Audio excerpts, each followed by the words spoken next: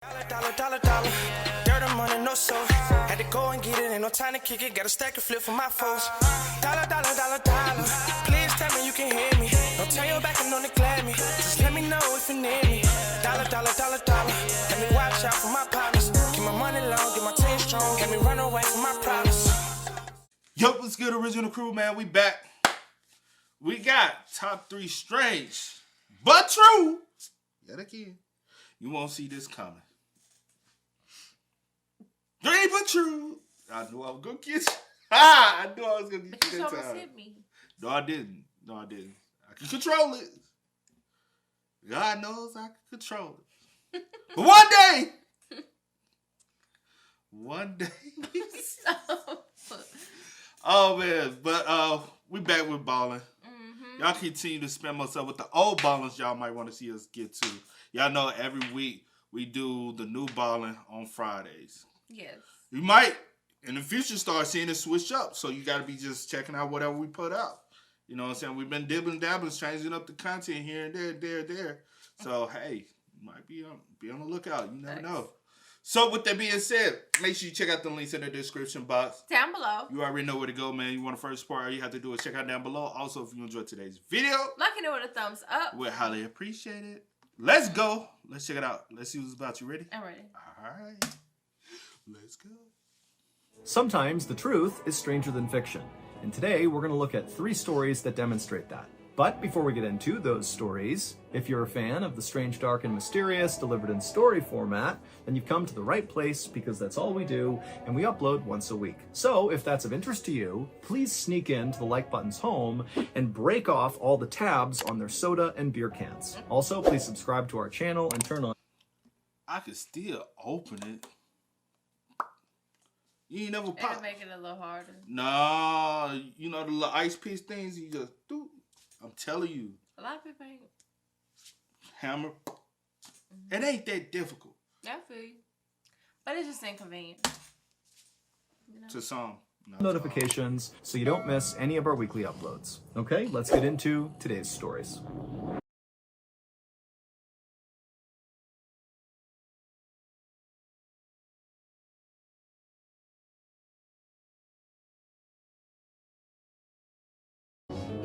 On October 20th, 1986, Captain Alexander Kluyev was piloting a passenger plane that was about to descend down into a Russian airport for a layover. On board this plane were 94 occupants, including passengers and crew. And as the captain began going over in his mind the different steps he would need to follow to land this plane, he practically sighed with boredom. He had always thought life as a pilot would be exciting and interesting, but all he ever did were these short commercial flights around Russia, and they lacked any sort of thrill. In fact, the captain had flown this particular route so many times, he could practically do it in his sleep. And so as the captain was about to begin yet another boring descent to end yet another boring flight, he was suddenly struck with a very unexpected idea. And as he thought about it, he stopped what he was doing and he just turned to his co-pilot, whose name was Gennady Zernov, and he said, "Hey, Gennady, can I ask you something?" At the same time that Captain Alexander and Gennady were having this conversation up in the cockpit, down on the ground inside of that Russian airport where the captain was supposed to land,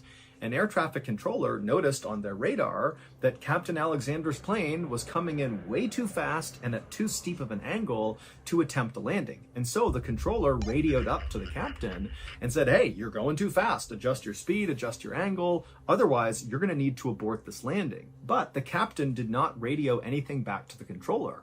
Instead, the plane continued its descent at the same angle and the same speed, and to the controller's horror, they looked out the window and literally saw the plane was lowering its landing gear. Like, clearly they are going to attempt to land, even though this looks so dangerous. And so the controller, in a bit of a panic, radios again up to the captain and says, "Hey, you're still coming in too fast, too steep of an angle, abort the landing." But again, the captain did not respond. What Captain Alexander had said to Gennady when he said, "Hey, can I ask you something?"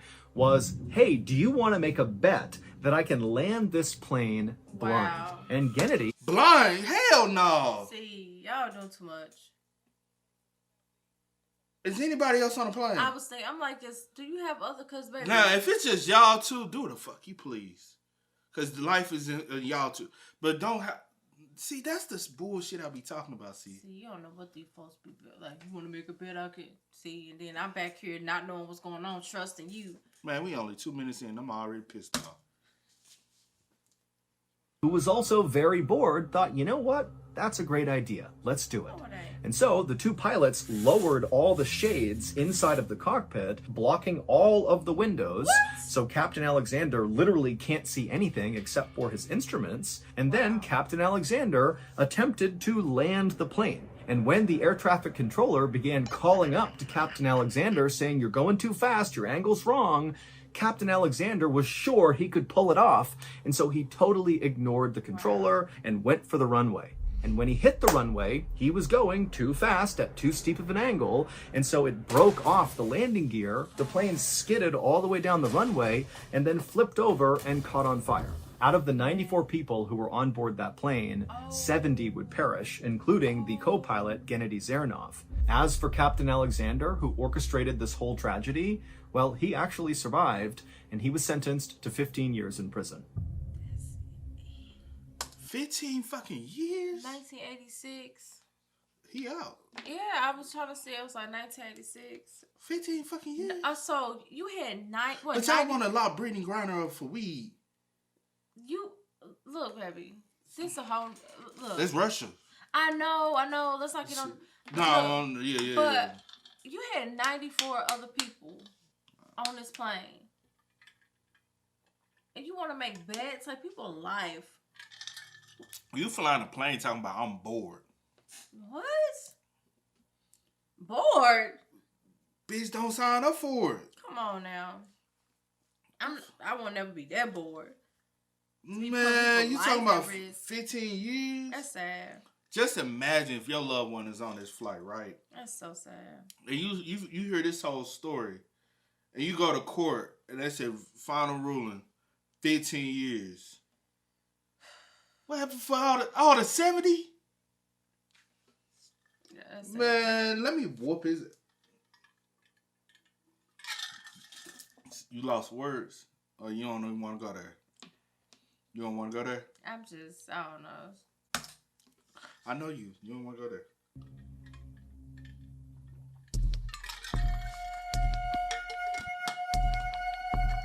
On August 23rd, 2013, inside of a little home in a Russian suburb, 8-year-old Maria Chelyasheva was hard at work at her kitchen table drawing a picture of a horse. Maria's parents had recently brought her to a farm where she was able to do some pony riding, and ever since then, she had become obsessed with horses and ponies. And so as Maria was hard at work on her drawing, her father, 42-year-old Mikhail, was right nearby at the kitchen stove dicing up onions, and as he did, his eyes were kind of watering from cutting the onions, and so he was making a show of turning around and looking at his daughter, pretending to cry, and Maria thought it was very funny. And then at some point, as Mikhail was doing this, he realized he was missing a key ingredient for the dinner he was preparing. So he kind of threw up his hands in exasperation, and then he yelled out into the house to his wife, hey, do we have any potatoes? And from somewhere in the back of the house, Maria's mother called back, yes, we do. They're down in the cellar, but they're pretty old. And so Mikhail finished chopping his onions, he threw them into a hot pan, and then he walked out of the kitchen, poking Maria playfully as he walked by, and she kind of laughed at him. And then Maria watched as her father walked through the living room, past Maria's grandmother and brother, and he walked over to this door that was right at the beginning of this hallway, and that door led down into the cellar. And so Maria, she stopped for a moment and just watched as her dad opened the cellar door, began walking down the steps, and he shut the door behind him. And then Maria just went back to coloring in her horse. But after a few minutes, Maria started to smell something really bad, and she looked up and she saw the onions that were on the burner were starting to burn, and smoke was going up into the ceiling, and then suddenly the smoke alarm went off, and as this commotion is happening, Maria's grandmother runs into the kitchen and begins fanning the smoke. She turns off the burner and moves the onions, and then Maria's mother comes running into the kitchen, and she's seeing what's happening, and she's looking around. She doesn't see her husband, and so very frustratedly, she yells out, Mikhail, you burned the onions, come in and deal with this. But Mikhail was not on the first floor. He was still down in the cellar. And so Maria's mother knew that, and she was kind of annoyed that he was taking so long down there. And so after muttering something under her breath, she stormed out of the kitchen, walked over to the cellar door, opened it up, went downstairs, shutting the door behind her. Meanwhile, back in the kitchen, Maria's grandmother was now going through the burned onions,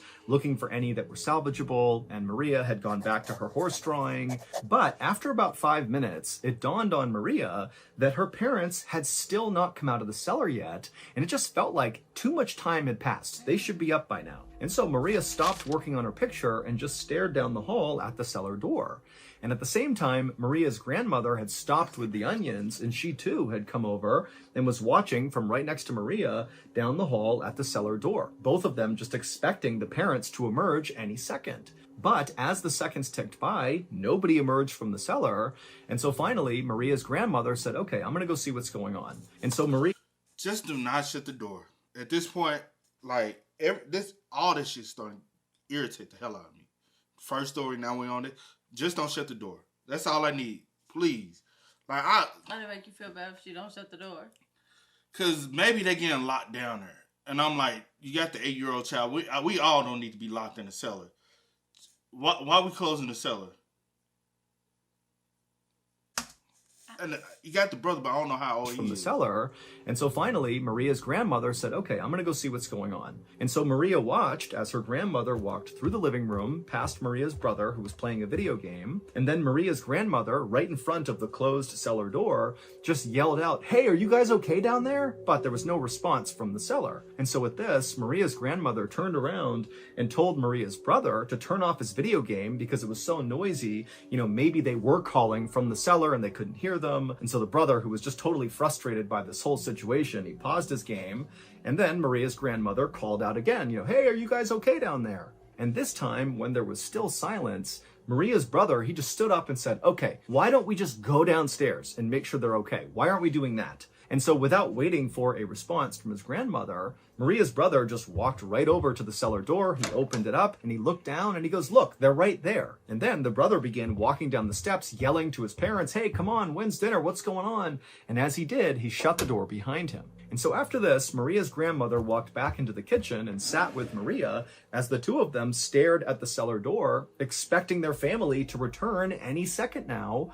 But they didn't. And so at this point, both Maria and her grandmother were really starting to panic. They could tell something was wrong. And so Maria's grandmother grabbed her phone and called a neighbor and just said, hey, can you come over? I think something's wrong. I don't know what it is. And then after Maria's grandmother hung up the phone, instead of waiting for the neighbor to come over, Maria's grandmother just got up and walked right over to the cellar door, then opened the door and began walking down the stairs. But this time, the grandmother left the door open. And so Maria was able to listen from her seat in the kitchen to the sound of her grandmother's footsteps making their way down the stairs. Okay. And then at some point, Maria heard what sounded like a distinct thud and then silence. Now, at this point, Maria is terrified. The neighbor has not come over yet. And so without knowing what else to do, she just got up and walked over to the open cellar door and just stared down into the darkness down below. She couldn't see anything, but she was too scared to even call out to her family. And then finally, she just began descending the stairs herself.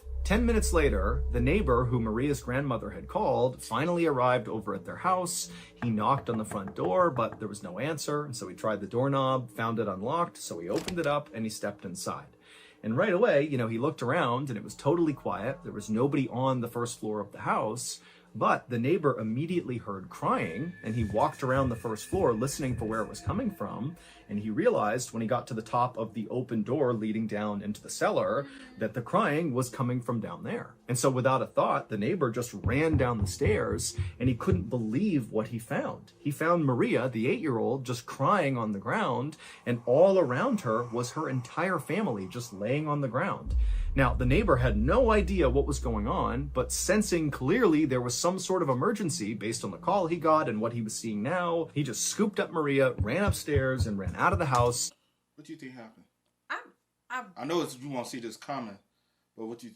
I really have no clue. Unless it's a gas or something knocking them At out. first, I thought that, with the door being closed, I was like, maybe something down there, like, that's knocking them out, like some type of gas that they can't smell or something. Or is it somebody? And then when the grandma went down there and she heard I was like, maybe so. But then she went down there halfway, right? But she left the door open where the grandma. The grandma did too. But maybe by the time Maria walked down there, whatever was anything down there, she was able to come up. Yeah, so it wasn't as strong. I I don't know. On the call he got and what he was seeing now, he just scooped up Maria, ran upstairs, and ran out of the house and began screaming for help. When help arrived, they would search the house and make their way down into the cellar, and they would discover that Maria's entire family, her grandmother, her brother, her parents, they were all dead. And what had killed them were the very potatoes that Mikhail had gone down to get. It would turn out Maria's mother was right when she warned Mikhail that the potatoes they had downstairs were very old. In fact, they were so old, they had begun to rot, and as they rotted, they produced this toxic fume that did not ventilate out of the cellar. The cellar was totally enclosed, there was no windows, and the family had this habit of always shutting the door whenever they went down into the cellar. And so over time, this fume had totally filled the entire cellar, and one by one, as family members went down into the cellar, sealing the door behind them, they passed out from these fumes and then died. Maria was the only one who survived going down into the cellar because her grandmother, who had gone down right before her, had left the door open. And so by the time Maria had gone down, a lot of the toxic fumes had found their way up the stairs and escaped into the rest of the house. And so when Maria went down there, it was not nearly as toxic. Poor girl. I knew that what it had to be. You know something? No, I'm just. No, I'm about to say, I can't, let me say, in my head at first, when he was like telling the story, I was like, is it the potatoes? But then I was like, I know these potatoes, like, they're rotten. You know? Have you ever had like some old potatoes? Like, I have. Not that old, but I've had potatoes and they started sprouting. Every time they start sprouting, like, I get them out the house. Yeah, But, we had some in college, and them joints sprouted bad where they started staining the ground. See, you got a bunch of boys in the joint. Don't know nothing. We just in a crib living. Yeah. But yeah, it started staining the ground. We had them in a pantry little area. But luckily, our pantry area ain't big, and it had a little crack. So even if some toxic, but it still could have been very harmful. But I ain't even like. Then I knew. Like, I was like, damn, I ain't no potatoes like. And then the fact when he said, hey, do we have some potatoes really in the cellar? I was like, it got to be these potatoes. But then I was like, the potatoes can't be that rotten. So then that kind of went out of my mind. And I was like, well, I know it has to be some type of gas. I doubt if it's a person. So I was like, it has to be some type of gas, which still is a toxic, you know what I'm saying? I just was open for anything because I was like in a cellar. That's sad. I was like, could it possibly be somebody clapping the whole family off? Wow. But I was like, it gotta be some kind of fume or something. And I'm like, it gotta be something they're inhaling. And that's when I was like, please do not shut the door. So, you know what I'm saying? Yeah. And I'm like, if the brother, I'm thinking, if you go down, you like, hey, there they are right there. You ain't see him lay down? Maybe he realized, like, in his head with the, I don't know. If I'm looking, have you ever been like seeing you've been in a basement. Yeah. So, you know what I'm saying? When you open that basement door, you look down and you see if somebody's standing up or laying down. Hey, you not. Well, yeah, depending on where they at. But I'm saying, because, yeah, like, if they, like, right there, like, down the stairs, yeah, I can see.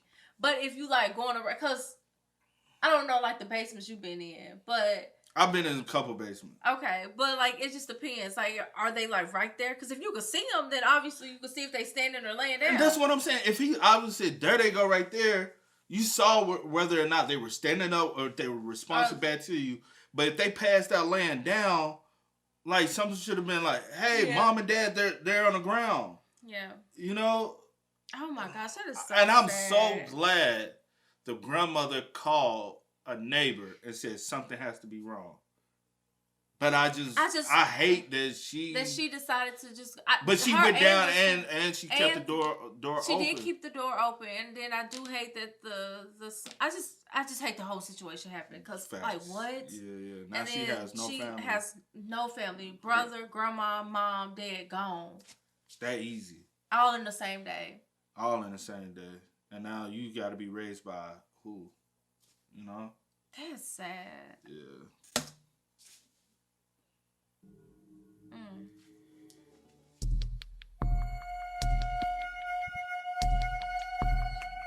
On December 7th, 1993, a pregnant woman named Diane Schaap sat inside of a hospital room in the city of Fulda, Germany, staring anxiously at the nurse who was doing her blood pressure. When the nurse was done, she would tell Diane that her blood pressure was still too high. And so Diane, she sighed and she was pretty upset by this, but at the same time, she wasn't all that shocked. After all, Diane had come to the hospital because she thought something was wrong with her.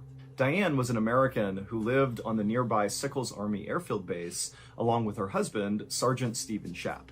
And that morning, Diane had begun to bleed, and because she had a history of miscarriages, she panicked and just rushed to the hospital to get checked out. Now, ultimately, the doctors would tell her that it seemed like she was going to be okay and that the bleeding was not a big issue, but as a precaution, they wanted her to stay in the hospital for a week, just doing bed rest, where they could watch her and make sure she was really okay. And so far, she was, but her blood pressure was still too high. The nurse who had taken Diane's blood pressure finished doing the rest of Diane's vitals, and then afterwards, she left the room, leaving Diane alone. And Diane, now, it's the first time she's been alone inside of her hospital room since she arrived, and suddenly she just felt so anxious about the whole situation. And so as she's laying in her bed, wondering if her pregnancy was really okay, she heard footsteps out in the hallway, and then suddenly her door busted open, and it was her husband, Stephen. And Stephen, his skin was pale, his eyes were red, he looked really upset, and he rushed into the room, and he kneeled down next to Diane's bed, and he took her hand, and he just said, how are you doing? It had been a really hard stretch lately for Diane and Stephen.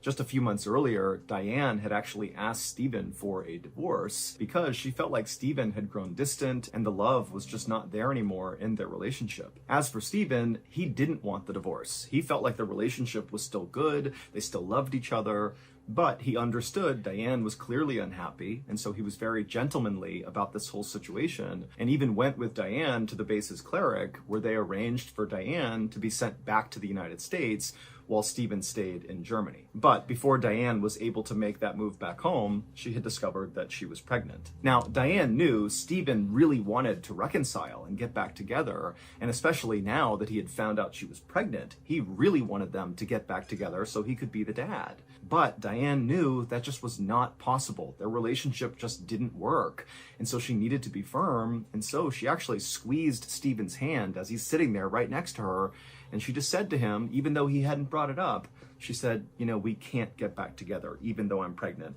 It can't happen. But Stephen just kind of shook his head at her like he was not here for that reason. And he said, look, I just want to be your friend. Let me go back to your house. I'll gather up your things and bring them here to make your stay a little bit more comfortable. And so Diane, who wanted to tell Stephen, no, don't do that, I'm fine, she could just tell that he really wanted to help her. And so, kind of against her better judgment, Diane said, okay, Stephen, if you want to go back and get my stuff, I would really appreciate it. And at that, Stephen stood up and he gave Diane a long hug and said, I'll be right back. And then he turned and left the room.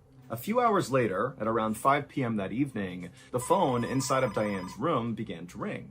And so Diane answered it, and it was her husband's best friend, Gregory Glover. And he was calling just to check in on Diane because he had heard she was in the hospital about some bleeding, and he wanted to make sure the baby was okay. And Diane would tell him that, it seems like everything's fine. And then after that, Gregory would tell Diane that he was really worried about Stephen. He said, this morning I had driven him to work, and all he did was pour his heart out to me about how he wanted to get back together with you. And I just want you to know that, he's really worked up about this. But before Diane could even respond to Gregory, the phone just suddenly went dead. And so Diane, she held the phone out, kind of staring at it like, what's going on here? She put it back to her ear. She said Greg's name a few more times, but the line was just totally dead. And so Diane, she hung up the phone and figured Gregory would just call back. But 30 minutes went by and Gregory did not call back. And then out in the hallway, Diane began to hear running. And that running continued all the way up the hall and it stopped right outside of her door. And so she turned to face her door. The door flung open and what she saw caused Diane to just freeze in total shock. A few hours earlier, after Stephen had left Diane's hospital room, he had gone straight to her house to begin gathering things up for her. And so when he got there, he had a gym bag, which was made by a sports and athletic company called Head, and he had gone inside of her house and begun going around the rooms, gathering things she would want, and putting them in this bag. And at some point, Stephen made his way into Diane's bedroom, And suddenly he was just kind of overcome with sadness because he looked around the room and he saw there were still pictures up from their wedding day, and there was a card that was face down on the bedside table that he recognized. And just all of these different things he was seeing just suddenly made him feel so depressed about losing his marriage. And so Stephen, instead of continuing to gather up things for Diane, he just began pacing back and forth inside of her bedroom, thinking about ways he could potentially win Diane back. You know, maybe there was a gift he could give her, or some sort of offering or gesture that would show her that he still loved her very much. And so as Stephen was thinking about this, he happened to glance down at his gym bag, and suddenly he felt totally inspired, like he knew exactly what he needed to do. And so without another thought, Stephen grabbed something off of the mantelpiece inside of Diane's bedroom, he threw it inside of his gym bag, then he grabbed the bag and walked out of her house. Once Stephen was outside, he had a big smile on his face, he was even whistling as he walked, and he went down and he got into his car and he drove off. But instead of going to the hospital where Diane was, Stephen began driving in these weird loops all around Sickles Army Airfield Base, almost like he was going on a joyride.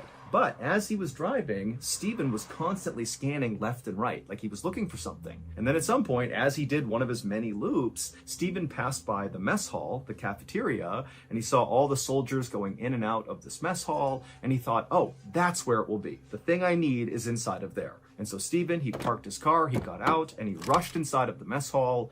But after looking all around, he couldn't find the thing he wanted. And so frustrated, he turned and walked out of the mess hall.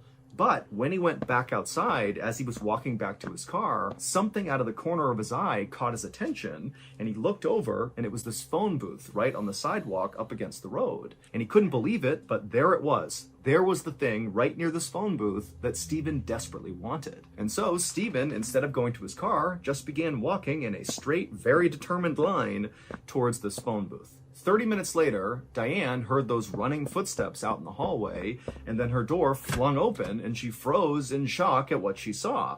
Because what she saw was her husband, and he had this totally crazed look on his face, like he was smiling, but kind of deranged, and he was holding that head gym bag. And he walked in holding the bag and just stared directly at Diane, and then he opened it up, he reached inside, and he pulled out his special gift, the thing he had been driving all around base for. I know we got the build up. Before he revealed, you won't see this coming. Some people are irritated. But what you thinking? I head. Gregory? I don't know. Because Gregory, the call dropped. But maybe they had an affair going on. And he's looking for because we emphasizing the head bag right, and the way he poured it out, and I'm like, that's the only thing. The whole time I'm like, he got to be holding somebody's head, something. Because peep this, Ballen don't mention nothing, and then also, unless look, but and then I'm trying to figure out like, boo, that's the only thing you could think. Because why would you like? Because in your head, you was like, let me find a way so that I can, like, let her know, like, we need to be back together. We have to be back together. The only other way is to eliminate whatever you feel like the problem is, if she is having some type and why would, and peep this, if Gregory's real close friends with Stephen, let's be real. Let's all be honestly real. My friend would check in, the friend would check in with his friend. On how his wife is doing. And he wouldn't call her to check on her and make sure she's okay. But then what? Let's be real. What's his name? Steve. But if Steve felt like Greg and Diane was having an affair, why would you be pouring your heart out to him? But my thing is now maybe we jumping the gun. Now he has found out she's pregnant, and that triggers something. Maybe so. We could be jumping the gun. This, Ballen also said he wanted to be the father of the child. He did say that. I noticed, and I was like, why would he say it like that? Like he's the father. That's his wife. Right? I'm just using the clues that Ballen be giving us. Let's get back into it. This good, though. This is a good one. reached inside and he pulled out his special gift, the thing he had been driving all around base for, that he had found inside of that phone booth. And he walked up to Diane and he put it right in her face and said, look what I brought you, look. And by this point, Diane was screaming bloody murder. It would turn out when Stephen first arrived at Diane's hospital room that morning and he had knelt down and taken her hand and asked if she was okay, Diane had been very firm with him that they could still not get back together even though she was pregnant. Now, this was crushing news for Stephen because he did secretly hope that this baby would bring them back together, but what Diane told Stephen next was infinitely more crushing. She would say to Stephen that the real reason they could not get back together was because this baby was not his. Now, Stephen had initially taken this news pretty well and said to Diane, okay, I understand, at least let me go to your house and gather up some things for you and bring them back here so your stay at the hospital is a little bit more comfortable. And Diane had maybe been a little bit surprised at how well Stephen had taken this, and she said, okay, yeah, that would be great. And so Stephen had left the hospital, gone to Diane's house, he went into her room, and he began putting her things into that gym bag when suddenly he stopped because he noticed those pictures on the mantelpiece of their wedding day, and it was just kind of crushing to realize that his marriage really was over. And then, before he went back to packing, he happened to glance over at the bedside table, and he noticed a card face down on that table. Now, at first, Stephen actually didn't really react to this card because he knew who had given it to Diane. It was just a friend of hers, and the card was kind of meaningless. It was just a card to celebrate their friendship. But then Stephen's suddenly thinking to himself, wait a minute, this person, this friend of Diane's, gives her cards all the time. And this person is always coming over to say hi to Diane. And this person's always complimenting Diane and telling me how great Diane is. And it was like suddenly everything just kind of fell into place for Stephen. And he realized this so-called friend of Diane's was much more than that. This friend was Diane's lover and very likely the father of her unborn child. And who was this friend of Diane's? Well, none other than Stephen's very best friend, Gregory Glover. The same Gregory Glover that Stephen just that morning had poured his heart out to on the ride to work, telling Gregory how much he missed his wife and how much he wanted to reconcile. And Gregory's advice to Stephen had been, well, I know you're hurting, but you really need to let this go. You need to let the divorce happen and just move on with your life. And now Stephen realized that is so messed up because reason why you were encouraging, because you like, bro, she's moved on. I got her pregnant, which you couldn't do. Damn, that one right there is like, fuck. Then we already got some connection. Soon as y'all, because to be completely honest, she didn't feel like you fell out of love with her. She fell out of love with you. And bro, I ain't gonna hold you. The military shit, the relationships in the military be messy. I know from firsthand. I know for a fact. But most definitely. Like, it can happen at any point. But the military joints be crazy. I've not personally experienced, but that's when you should have set boundaries. Like, he shouldn't have even been coming over that much, being able to even. But they separated. They weren't even in the same house anymore. And if she was supposed to be gone, so he didn't even peep this. Oh my God. They had met also, and she supposed to have went back home to the U.S. Right? Why she ain't going back home? Because she'll be away from her lover. Right, she's gonna stay on base and get her own spot. But it was because she got pregnant or whatever the case was. Yeah, they ain't. But it's because you want to be.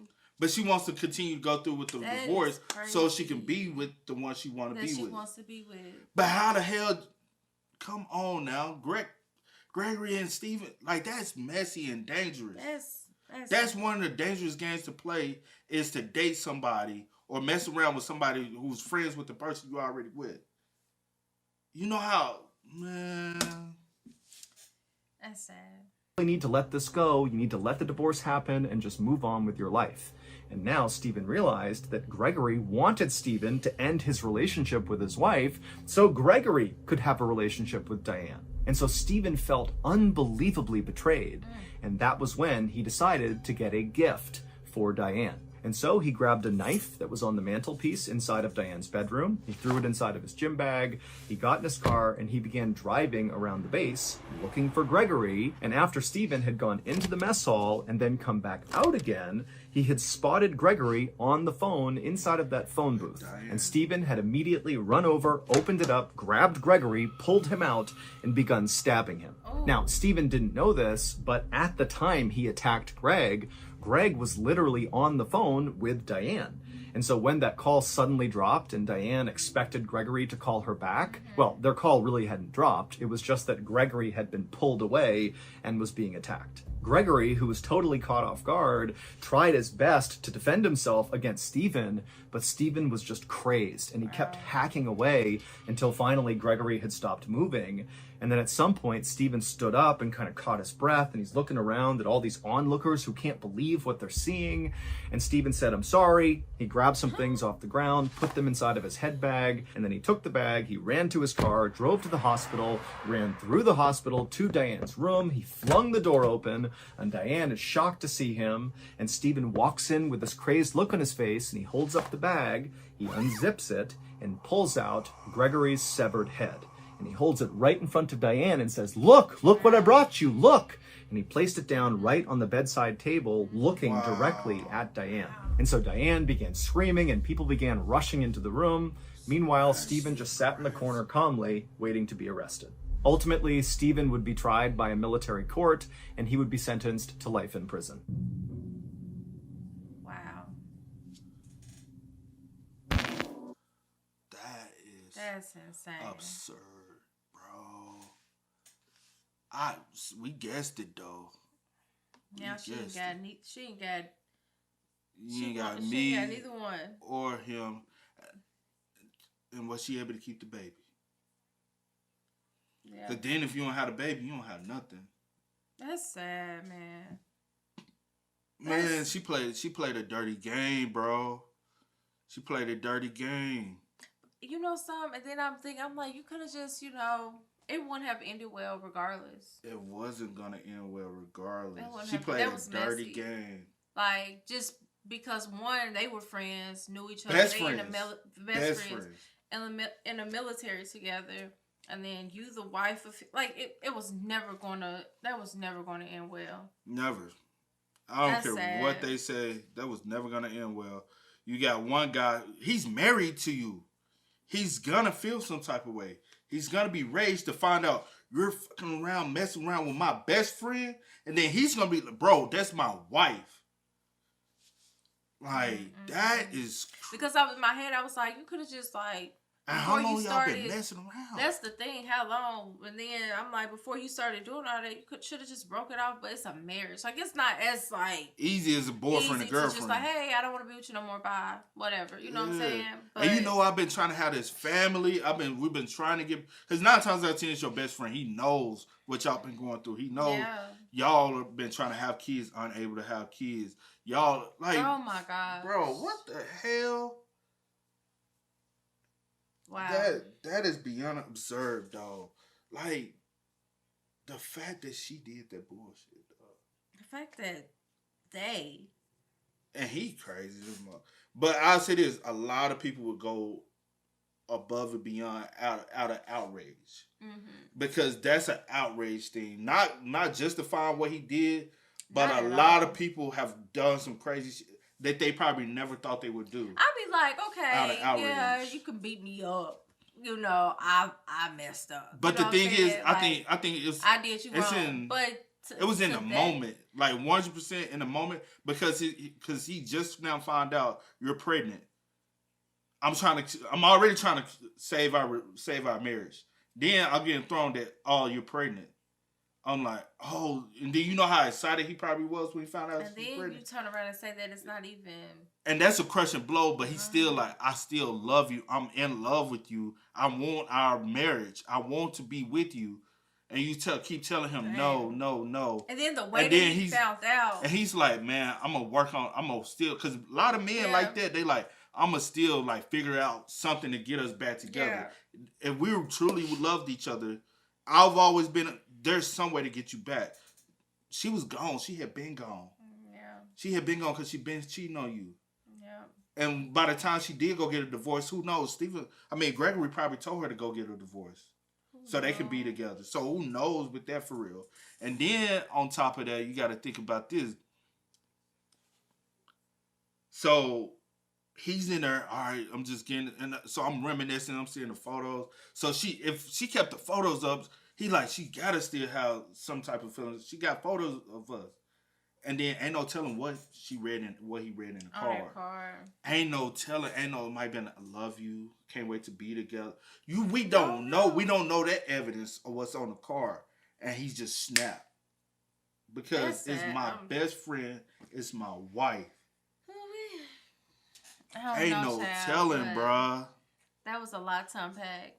I already knew because with the head bag, I was like, oh my gosh. I already just putting stuff together, piecing stuff together. But that's a horrible, horrible way to go out.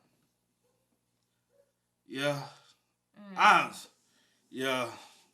It's messed up. That's messed up, man. At the end of the day, that's all you can say is that it's so messed up. But it's like you don't want to justify anything. So I'm going to just leave it at that. Cheating and... Because I'll say this, a lot of men would have spazzed out like that. Not because I'm saying they would have blacked out and spazzed out. And I'm not, because I'll say this, it's a lot of, but that was a extreme blackout to even sever the man's head. Because a lot of people have killed people out of rage like that. And not justifying murder at all. Sometimes, bro, just leave the hoe alone. She a hoe, bro. Let the hoe be in the street. That's where she want to belong. And then, to be honest, it's hard. Ain't no telling how long they've been best friends, how they been childhood best friends. Because that, you know what I'm saying? It's different from being best friends in the army opposed to being childhood best friends. Because I've seen childhood best friends go into the military together and they be like stationed around. You know what I'm saying? But that shit just like... And I'm not justified because at the end of the day, still R.I.P. to Gregory. But to be honest, who was stabbed first? Stephen was stabbed in the back by both of y'all for however long this affair has been. Maybe you can have her. I'm going to walk away. I know that's easier said than done for some people. It is. But I'm not about to throw my whole career away. And life away. My whole career, my life, period. Because now I'm in the jail cell for the I'm rest not of my about to life. throw my whole career and life away for somebody, one, that don't want me, two, pregnant with a baby that's not mine. But I say this, we don't know what 100% conversation they always be having. You know what I'm saying? Some days she might, because they were still married at the end of the day. Well, so obviously nobody signed no papers yet. I get that, but at the and how long has it been since we went to the and say, because obviously, you said you want to, but you want to still be here. That's good. That's fine and dandy. But you want a divorce? Okay, whatever. Cool. I'm just gonna have. Because I've seen divorces happen and it could be finalized within that week. I'm just gonna have to take that. I'm not. I mean, but again, you gotta think about it. See, you tell me you pregnant. I've been wanting. We were having miscarriage after miscarriage. You know what I'm saying? I'm trying to check. You get what I'm saying? Yeah, go ahead. And then you tell me, and I'm here for you. I'm rushing in. I haven't got the call. You know what I'm saying? You're in the hospital on bed. I knew something was up when he called. I said, why the fuck Gregory called? Yeah. Call Steven. Yeah. I knew then, bro. That is... Oh, I thought you was about to go somewhere else. Oh, okay. Nah, I could go, but I ain't okay. Let's not go there. But, again, like, some people, it's easier said than done. You can say all day what you wouldn't do. But when you put in certain situations, personally, I just you don't want to. Not you can't, because you never know what you would do until you put it in a situation. I could not. Just say I've blacked out before. But I wouldn't just say this. That's something I wouldn't want to ever get myself to be able to go to. Just say that, because I wouldn't. Like I can't say whatever I'll be able, what I can and won't be able to do. I know, because a killer ain't a killer till he kills somebody. I know. And a killer probably grew up saying, "I never kill somebody." Then one day you. I just could not imagine it. Like I could not. You never know what you'll do until you do it. I know. I know, but I just well. I would hope that I would never be pushed to that point where I made some decision that you have to regret for the rest of my life. Yeah. Let's just say that. Yeah. But to recap. Let's recap. RIP to all those lives that were lost in Russia. Yeah. Again, and let me just piggyback on this with the. I wasn't trying to go on the Britney situation. Yeah. I'm not, because I'm not trying to get on that. I'm just saying, I like the extreme measures y'all giving people for marijuana, but this man killed, because she ain't the only one over there who's been locked up from the U.S. or wherever. But he actually took lives. But he took 70 lives. I only got 15 years. Yeah, I feel you. Being careless, you're a pilot, bro. Maybe if it he should happened. Got life. Yeah. He should got life. He should have, but I'm wondering maybe if it happened like accidental. They still would have gave. I'm talking about accident. I'm talking about now because it happened in 1986. So I'm saying I'm wondering if something like that happened now. I got you. Would the consequences be different, more harsh, more extreme? Yeah, you know what I'm saying. Yeah, true. I'm just thinking about the time. I always try to think about like the times that it happened. Yeah. But anyway, you're right. And then what was the second one? Maria. Oh, Maria. That poor family. Girl. Yeah, her family. And Rest then in the peace thing to is, them. she at the age where she would remember that. Well, it happened at the age she would remember that. Yeah, that was what 10 years ago. It happened in 2013. So she's an adult now. Yeah. So she still have all those memories. Sad. She still probably like remember all the bodies laying there. Rest in peace, man. So that's something. Her mom, tragic. her dad, her brother, and her grandma. Yeah. R.I.P. to each individual and her family. R.I.P. to each individual that lost their lives in each story. Yeah. Because each way was a bad way to go out. Yeah. Like, I ain't gonna hold you. At the end of the day, Gregory, there's no way you should have went out. You know what I'm saying? Yeah. Severed head and all that. Wow. Yeah. Rest in peace to everyone. Crazy, man. But hey, man, y'all spam us up. Y'all let us know y'all thoughts and opinions about it in the comment section down below, man. Run us up. But as always, y'all know how it go, man. I do go by the name DJ the Kid That's It. We out. Go and get it, ain't no time to kick it. Got a stack of flip for my folks. Dollar. Please tell me you can hear me. Don't turn your back and don't neglect me. Just let me know if you need me. Dollar. Let me watch out for my partners. Keep my money long, get my team strong. Let me run away from